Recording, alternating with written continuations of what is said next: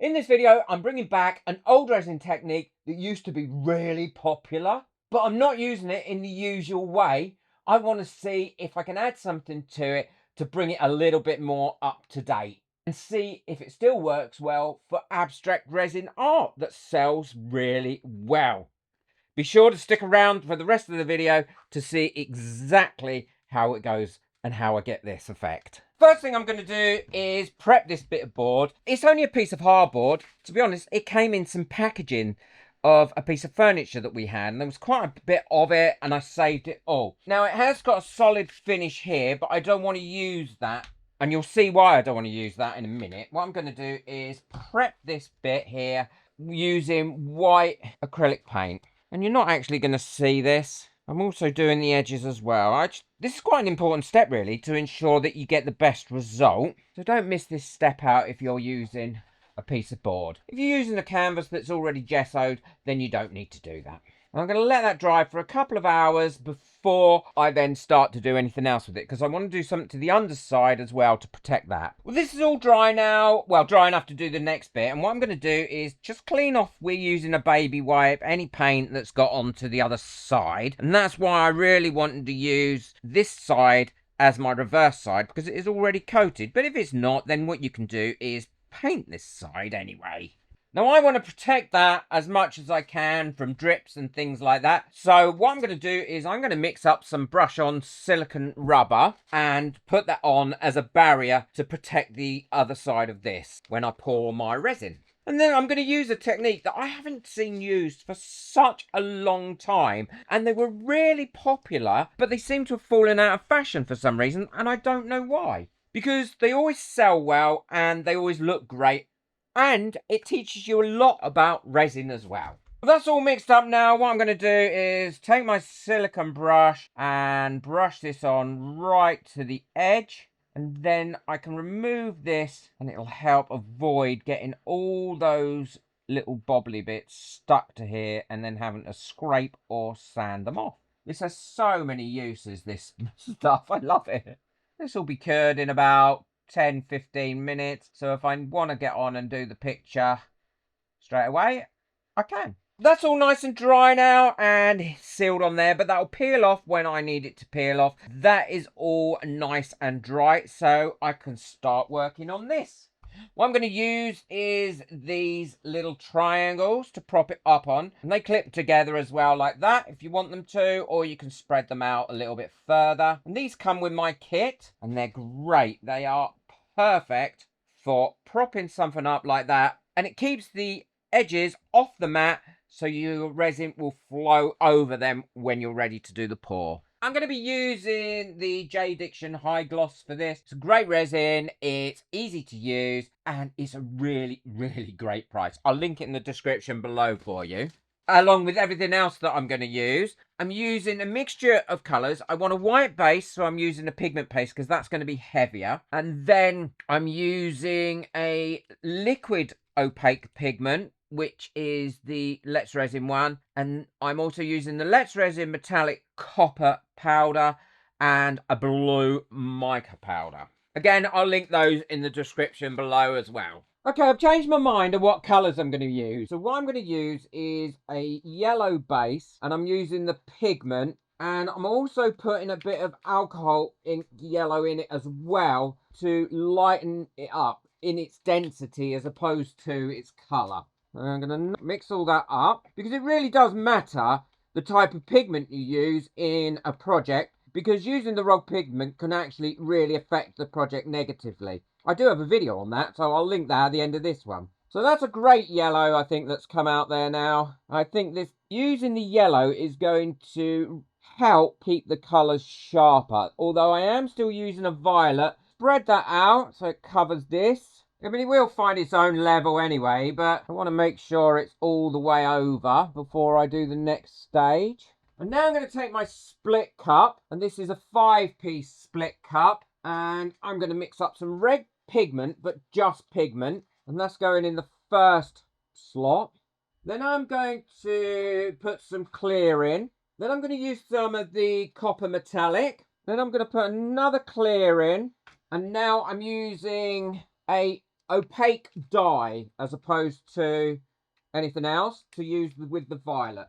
And now I'm going to start to pour this over this.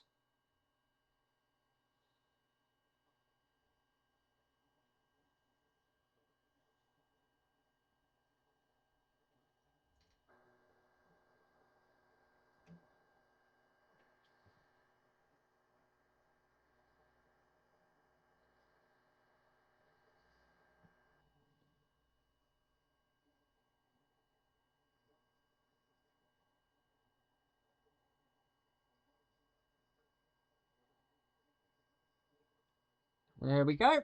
Then I'm taking a large scraper like this and I'm lightly laying it over it and just pulling those colours. And now because there's no silicone mould on this, this is the only time where I would use a torch. And I'm going over it with a torch to get rid of some bubbles. I can't really see any of the violet in it. What I might do is just pour some little patches of the violet in places like that and see what happens to them. Hopefully they'll come out with several different colours running through them. I'll just quickly go over this again with my torch. And the split cup, what I really like about the split cup is you can pour clear resin at the same time as your other colours, and that I think just gives it a much nicer effect at the end. Now all I'm going to do is leave that to cure up, and then we can come back to it. All these drips and things, I will save those because I will use them in a different project. So I'm not sure if you can see that. I can't tilt it up at the minute because it's still wet. The colours have come out really, really pretty in that. And the gold, or the copper, I should say, not gold, has started to accumulate in the middle there. And I really like the way that that's coming off. And it hasn't gone too muddy, although the violet isn't really showing too much in there. But we'll see. You never really know what it's going to do until it's finished doing what it's going to do and it's cured. It could completely change in the next 3/4 of an hour, but who knows? So we'll come back to it when it's finished. Well, that's all finished now and lovely and cured. So I'm going to remove it off here. I'll show you how easy the back cleans up. These clean up really easily. They just pull out of there like that. And this will clean my mat nicely. And how I'm going to finish those off just to give them a little bit more interest and a bit more fun. I love it when it cleans your mat up like this. And obviously I'll keep all this because I'll use it in a different project. Well, that's all dry now. And as you can see, I've got these little bobbles underneath that. If I pull this off, they will either come off or they'll slip from underneath them, and then you can pull them off really easily. And now you've got a nice clean back with none of those little bobbles on. So easy. And look at that. Let's see if I can get that without it looking too many reflections in it. I mean, that's the trouble with this really high gloss finish. It does reflect all my studio lights. I absolutely love the way that's come out. And I did go ahead in the end and do the one with the other colours. And now what I'm going to do is slowly, so these all pour together, pour that over the top of here in slowish flowing patterns. It's given a very different finish to it. Look at that. But this isn't all. There's one more step that I'm going to do. And I'm going to show you that now. So on my Cricut, I've cut out a little silhouette here. And I'm going to attach that as neatly as I can to this. Now, if you haven't got a Cricut, it doesn't matter. You can buy silhouettes or you could cut one out on some vinyl. Or you could also draw one and paint one directly onto here. I didn't do this in black. I thought it would be nice not to have it completely black as a massive contrast. So I did it in a different colour, but I don't know what colour this is. You'll have to tell me in the comments.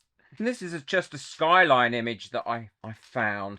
And that finishes that off absolutely beautifully. I love it. I just absolutely love it. Working with a split cup, getting that gold going through here. All those colours that have come through. And then that silhouette on it. So with this one, I'm going to put some birds on it. And I've got my birds here. And I'm going to do these ones individually. And then I'll show you what they both look like completely finished. Well, they're completely finished now. And I absolutely love them. They have come out very, very different. Using different colours. Adding the silhouettes to them enhances them so much, I think. I'm not sure which one is my favourite out of these two. Which one do you like the best? I think, like, actually, I don't mind them together like this, but I think this one's probably my favourite. And the key to this is definitely don't overwork it. Let the actual resin do its thing. If you want to move it around a little bit, then move it around a little bit, but trust in the process. You're not going to get an exact replica every time because resin just doesn't work like that. But what you are going to get is lovely clean backs every time if you use this method. And you're also going to get a great finish if you use the same resin, because I've never had a problem with that resin at all. And if you want to see more what you can do with a split cup and how I made a retro bowl with it and it came out awesome, then I'll link that video at the end of this one. It really does teach you a lot and show you a lot of how you can get some great effects using a split cup. Move that like button, hit that subscribe button, but most of all, enjoy your resin. Take care. Bye.